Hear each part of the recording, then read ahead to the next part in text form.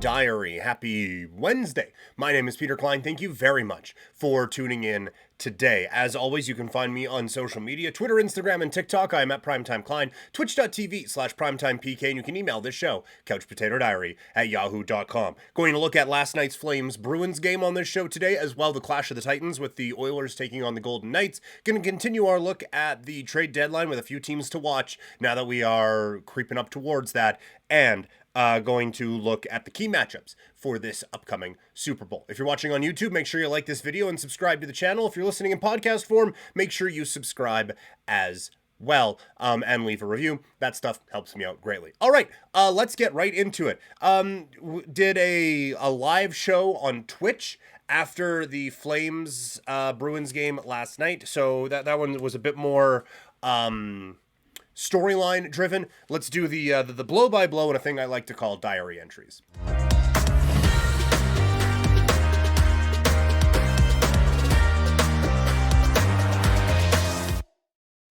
All right, so here's how diary entries work. I take notes on every game that I watch, which is comical because my printing is atrocious, but I do it anyway.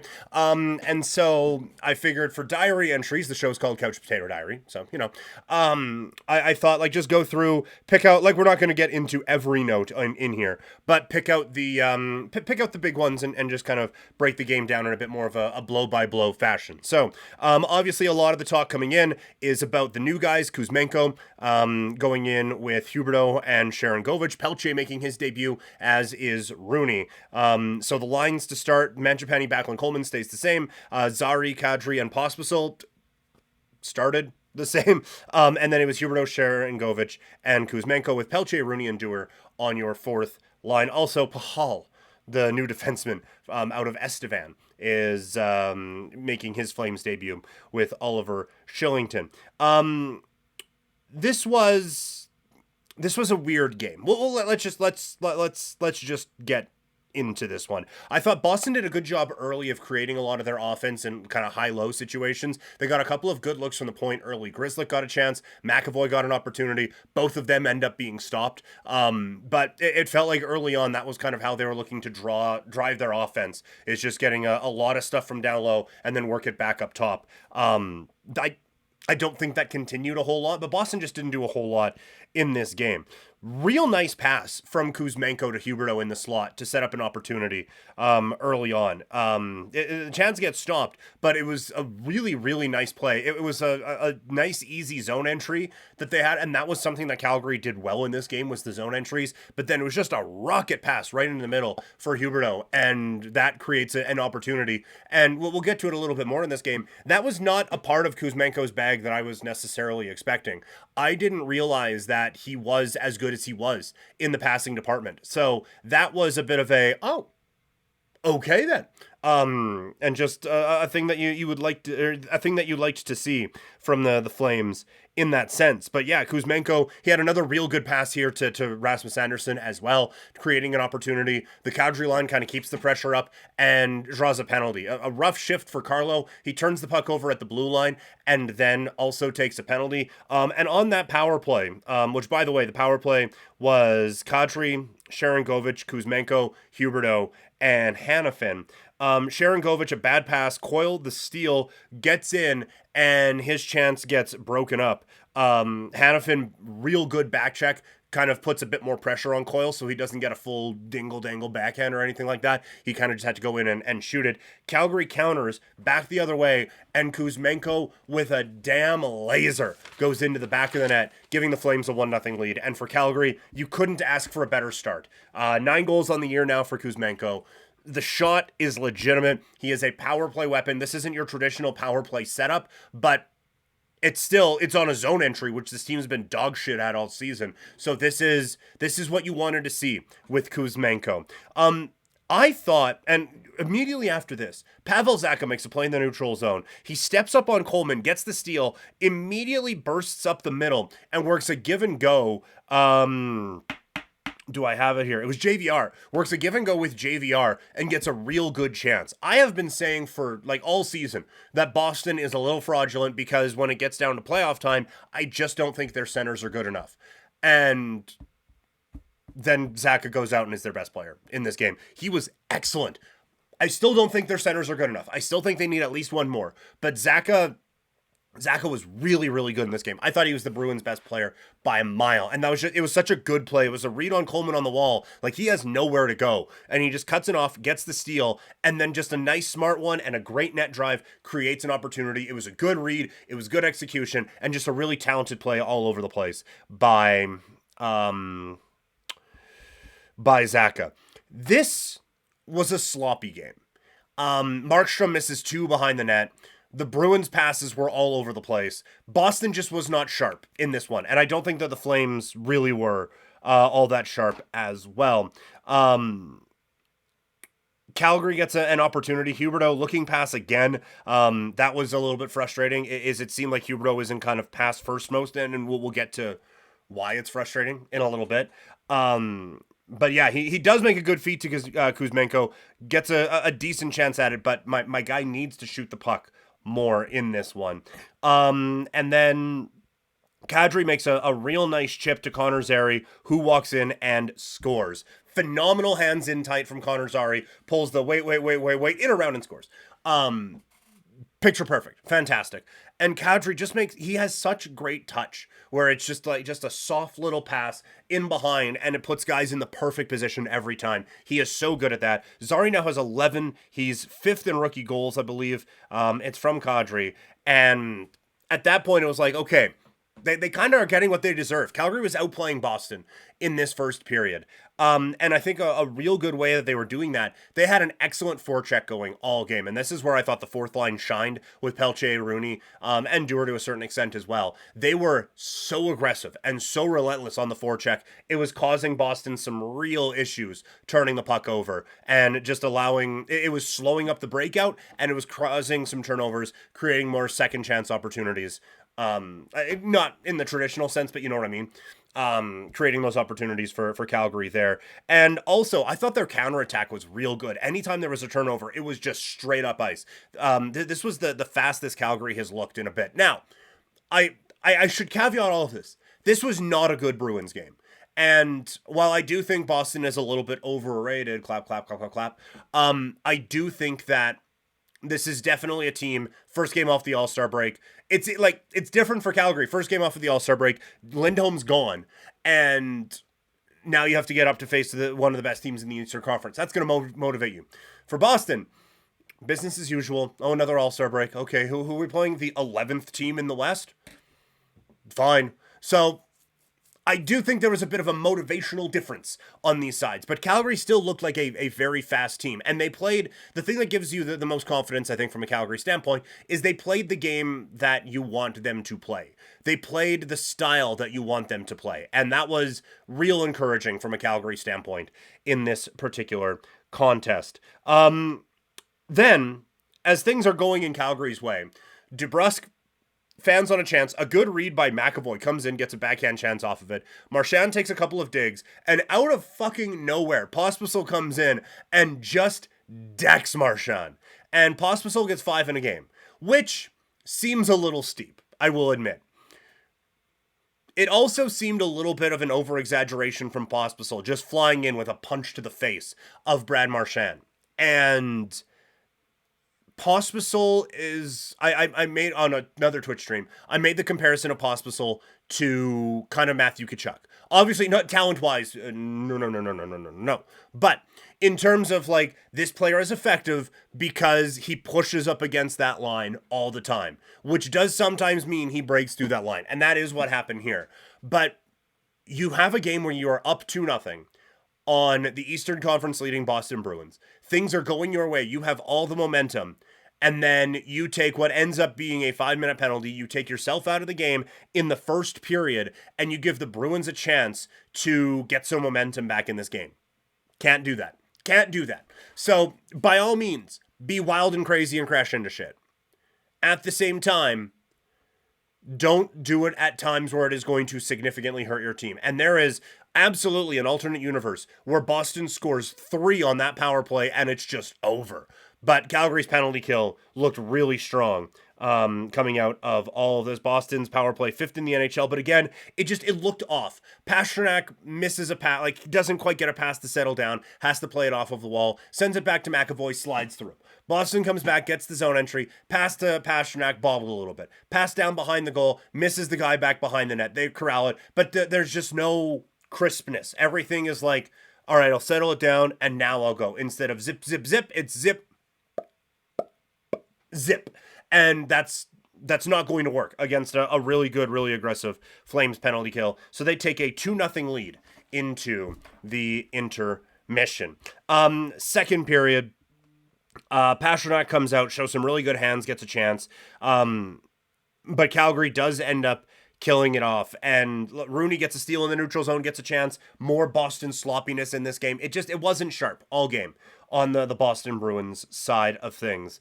Pahal did a real good job. Hanifin came in on a pinch and missed it. Pahal races back, and it didn't even lead to any kind of an opportunity for Boston. He just went back and cut it off. Good skating by him. I thought he was fine. Like, he didn't stand out in any ways, negatively anyway. And I thought, like, the skating ability was a positive, and he was kind of where he should have been all night. So I thought a nice positive for the former PA Raider captain. Mangiapane gets a chance on the rush and he misses the net. And this is something that's starting to creep back in the Flames game a little bit. The aim is a little off with this team. We saw it a lot last year, and we're seeing it again this year, where the range finder is just a little all over the place for this team. Mangiapane had one, Anderson had another, where they had some chances and just ended up missing the net. But Calgary was really in control in the second period. They don't end up scoring in this period, but you get a couple of really good opportunities. The fourth line had some very good pressure. I love Pelche's game. He had a chance off of a turnover on a forecheck. It was a lot of pressure from Calgary in this period. Zaka made another nice play, stripping Zari of the puck and creating an opportunity for Boston in that way. But overall, this was a period, again, controlled by Calgary. And now you're starting to look at it like, look, Calgary's been the better team. That's about as bad as you're going to see Boston play. So need to bury a few of these chances. That's why I noticed them missing the net with Mangiapane and with Rasmus Andersson. So third period comes around. Calgary takes a penalty. And when you know it, they take another penalty. So it's a 5-on-3. On that 5-on-3, Zaka gets a chance on a one-timer and he scores. So he had been the best Bruin all game, and a real dangerous shot. It deflects in off of a Hanifin stick. And at that point, it's like, game on. It's a 5-on-3. They just scored. They still have the power play and have a chance to take the lead here. And so Boston has the power play again. And then there's another penalty that ends up happening on this play. They got called for too many men. That's what it was. It was a too many men penalty against Boston. So it's 4-on-4, but the momentum is still starting to shift in Boston's favor. And then this might be my favorite shift of the year for the Flames. It's 4-on-4. Momentum is shifting in the way of the defending President's Trophy winners and a team that might win it again this year. And Huberdeau and Kadri come out with an all-effort shift. It's battled for along the wall. Kadri and Huberdeau are both involved in it. Huberdeau helps it along back toward the blue line. Kadri is there, gets it out in front. Huberdeau wins another battle, and then it's just him and Swayman in front, and he goes roof daddy and makes it 3-1. Perfect shot. Use it more because it's phenomenal. But this is the type of leading by example this team needs. And I will state for the record, the type of lead by example this team has not had for a while. Certainly during this little era of Flames hockey, where it's been, hey guys, you know what I don't feel like doing today? Fucking losing. So let's go out and take this game, shall we? And that's exactly what their two highest paid players did. Went out and took it from Boston. So great to see that. Loved it. Loved every bit of that shift. That makes it 3-1. Sharangovich gets a steal on the rush and a chance that is stopped. And then Calgary gets a power play. Sharangovich drew a penalty on that. Calgary gets a power play. Hanifin is rushing in. Forbort just has a bit of a speed wobble going back. That gives Hanifin the step that he needs. He drives in, throws a backhander on Swayman, and it trickles through him. Bad goal. Real bad goal. And it goes in, and Calgary ends up winning this one 4-1 the final. So those are just the diary notes I took for Flames against Bruins. Oilers against Vegas. This one's going to be a bit more condensed. This one, never really seemed to find a gear. They talked on the broadcast a lot about how this was playoff style hockey. This was playoff style hockey. Edmonton, well, we'll get into it as it goes along, but there wasn't a ton in this game. All right. The tension built this game up more than the actual play on the ice did. But yes, this was a fun game. Edmonton going into this one, having won 16 in a row. Vegas knocked Edmonton out of the playoffs last year, went on to win the big shiny thing at the end, so hooray for them. So there's quite a bit going on in this one. Early on, Holloway gets called for a high stick. Edmonton's penalty kill. Some of the stats for Edmonton right now is absurd. Edmonton's 38 for 39 on the penalty kill. 38 for their last 39, and I think it was 16 in a row they had killed off going into this one. Vegas's power play had struggled at 1 for 11. CC blocks a shot. Ryan Nugent-Hopkins cleared. Edmonton had a few chances to clear and just couldn't, and then finally Nugent-Hopkins sent like his hardest shot of the season down the ice and cleared it out. Then McDavid gets a steal. It's a real bad pass from Barbashev, or a bad play, sorry, from Barbashev. McDavid gets a steal, and it's a 2-on-0, Draisaitl and McDavid. Like, that is NHL hit stuff. The puck may as well have been on fire between the two. Draisaitl and McDavid. McDavid to the back of the net. His first shorthanded goal of the season, and Edmonton takes a 1-0 lead. And then you start to see some of the sloppiness in this game. That there was just, it was very much the first game back from a break for both of these teams. Passes missed, all of those sorts of things. So there wasn't a whole lot of real momentum in this game, and it was kind of tough to focus on at times, especially for how my brain operates. But Bouchard gets a real good one-timer chance. That one ends up missing. And then there's good pressure. Petrangelo's shot is stopped. Roy gets the rebound, and he snipes it home. All thanks to a real good Marchessault drive. Coming into the zone, makes a nice dangle around a defenseman. That starts kind of the pressure. But Waugh gets a chance in front and makes no mistake. He's got 10. His line has like 33 points in the last 7 games, like just video game stuff. But that ends up tying at 1-1 going into the second period. And this is one, I talked about it on my Twitch stream earlier today. This felt like a game that Edmonton kind of had control of, which was a little shocking, to say the least. But this was a game that Edmonton really controlled. Like, they get a power play. RNH gets a good look opportunity. That one ends up getting stopped. Nurse makes a strong play, breaking up a Kolasar chance that leads to a Janmark chance on their own. Another 2-on-1. Martinez makes a nice play to break it up, but it's constant Edmonton pressure. But the game is still tied going into the third period. Draisaitl chance absolutely robbed. Adin Hill made a few saves that he made look way easier than they actually are. He was in the perfect spot basically all night. He was so great in this game. And the reason why Vegas ends up winning this game. Like, no question about it. He was the reason Vegas ends up going on to take this one. Spoiler alert. Because there was a couple of saves where it's just like, oh my word, what a stop. And then Marchessault centers, Stevenson one-timer, scores. Marchessault with some pretty good work down low. He stole it from Cece, who then came in front and screened his goalie, and it ends up going in.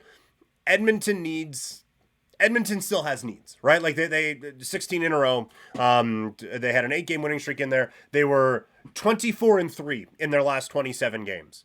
So obviously things are going well. It's too much Cody Ceci. It is far too much Cody Ceci. I thought Nurse had a good game. Ekholm looked really good in this one. So this isn't your typical, like, oh, Edmonton needs a defenseman. But Edmonton needs a defenseman. I thought Ceci was abysmal in this game. And specifically on this one, where he tried to get everyone, and in that sense didn't have anyone, and it ended up costing them. 2-1, it ends up being. Fogle gets a really good look. And again, Hill there to make the stop. McDavid, chance on the rush, real good look. Hill makes the stop. Edmonton was basically felt like in complete control for 2 periods of this game and just couldn't beat this dude. Draisaitl one-timer on the 3-2. Stopped. Another good McDavid rush chance. Stopped. Adin Hill was all around it, and then finally on the empty netter, Karlsson ends up putting it in. And for the first time in 49 days, the Oilers end up losing. 3-1 is the final. I will say, just a quick note, I think the Edmonton guys do a fine job. We're spoiled in Calgary with Rick Ball and Kelly Rudy. They are so good. The Edmonton guys do a fine job. I thought it was funny that it was all game they were talking about it's a playoff type atmosphere. It feels like a playoff game in here. And then Vegas scores to close it out. And Vegas is celebrating like they just won an overtime game in the playoffs. It's like, well, you can't have it both ways, my dude. You can't on one hand say feels like a playoff game and then get pissed at the team for celebrating like it was a playoff game. So that was just a note. But yeah, Vegas won this game because Aiden Hill was fantastic. And it honestly, in that moment, made me feel good that Canada may have a chance at the Olympics and in the Four Nations Cup because of what Aiden Hill can do. So those are just some of the notes that I took on the games that I watched last night, and I watched that Oilers one this morning. So those are your diary entries for today. Let's keep it rolling with our Super Bowl talk.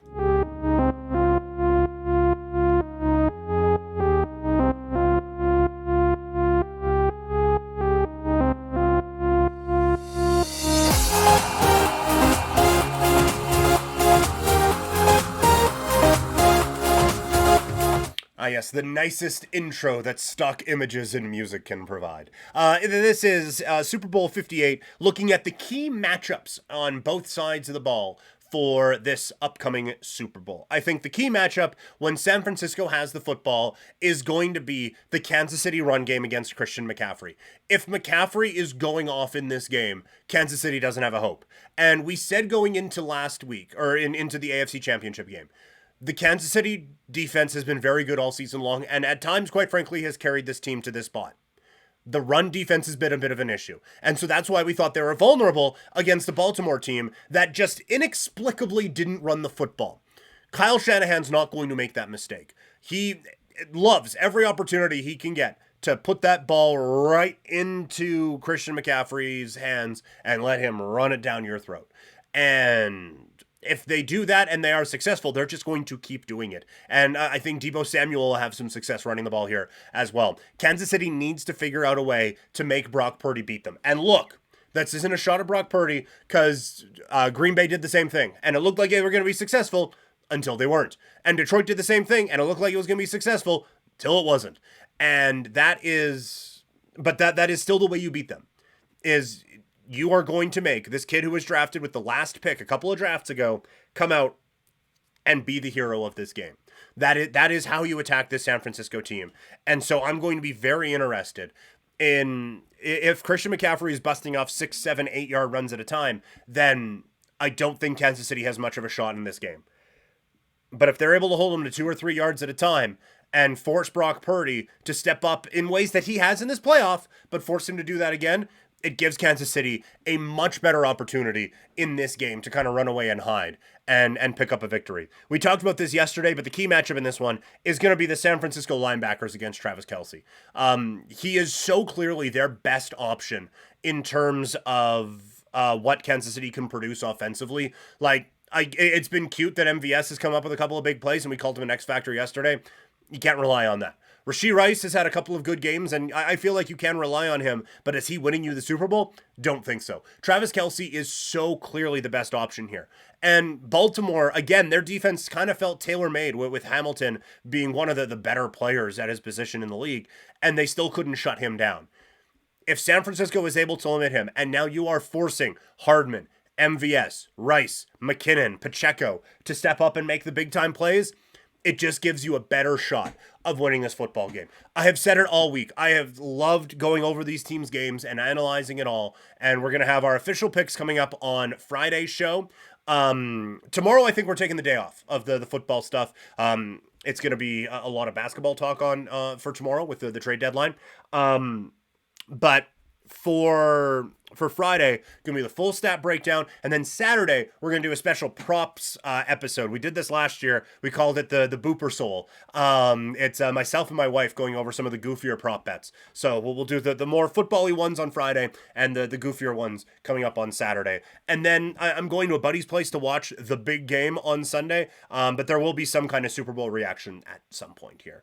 That's what's coming up on the network here over the next couple of days. All right, we are just hours away from the NBA trade deadline. Let's get into some basketball talk.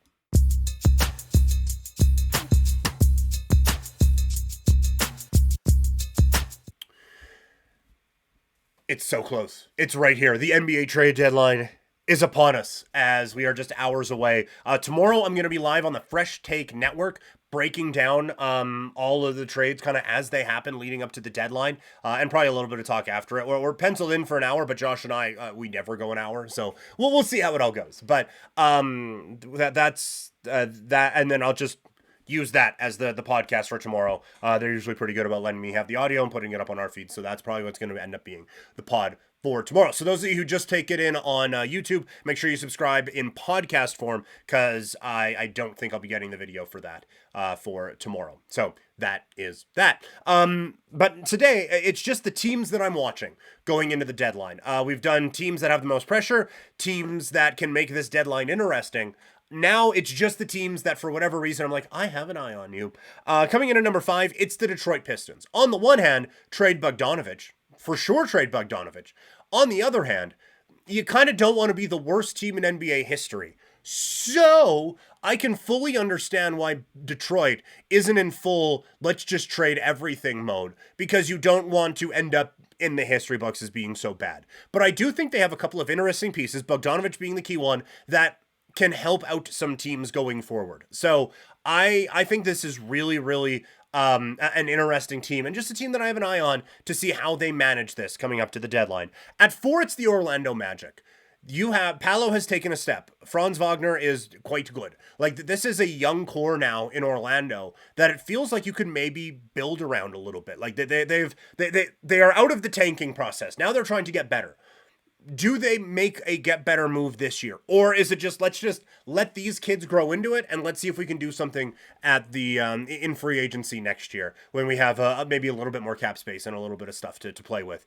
But I'll be interested to see, because they're in a play-in spot right now. The East feels a little bit more wide open with Philadelphia going down, with Joel Embiid going down for Philadelphia, sorry. So I think Orlando's a really talented team, but I do think that they need some help. We'll see if they do go out and get it in the next little bit. At 3, it's my team. It's the Toronto Raptors.